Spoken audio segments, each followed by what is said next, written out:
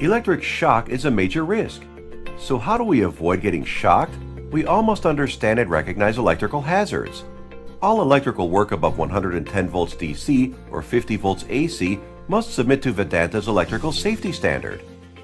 This standard covers all electrical work involving construction, usage, maintenance, repair, decommissioning, and demolition of electrical equipment, including arc flash protection. What does this standard apply to?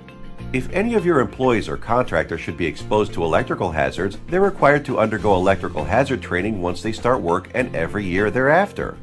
Plus, all duty electricians and artisans must be appropriately trained in emergency fire and first aid response procedures. Please keep in mind that all electrical work must be conducted by competent personnel in accordance with governing regulation codes, design criteria, and safe work procedures.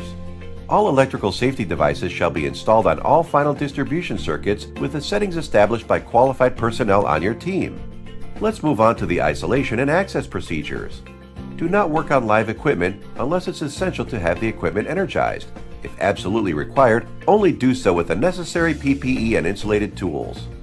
All energized electrical work will require a safe work procedure. If you are doing voltage testing or you do not require any tools, then you require an electrical work permit. All electrical panels, enclosures, control centers, substations, and equipment must be appropriately guarded, labeled, and made inaccessible to unauthorized personnel. These areas are designated as control areas. If any untrained personnel, such as visitors, are to enter any of these controlled areas, you should communicate all hazards to them and escort them safely through the premises. Contractors must need work permit to perform any task in controlled area. You are strictly prohibited to access to an electrical cabinet or other such enclosures with terminals in excess of 1000 volts. For any alterations to the electrical system and protection scheme, include a documented change management procedure which must be approved by a competent authority. Display single line diagrams at electrical distribution points.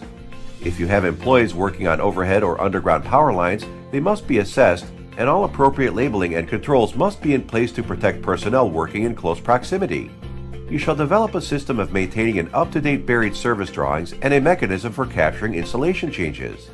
Use electrical equipment earthing switches where provided. Otherwise, employ portable earths using extreme caution. All substations and electrical rooms must have appropriate signage with the proper emergency procedures posted. And there must always be an adequate and safe means of removing victims in contact with live equipment. As long as you obey all these safety procedures and laws, you will be well on your way to creating a healthy, stable work environment. Inspect and test electrical equipment and electrical safety devices on a regular basis. And remember, you must adhere to 100% of the standard 100% of the time.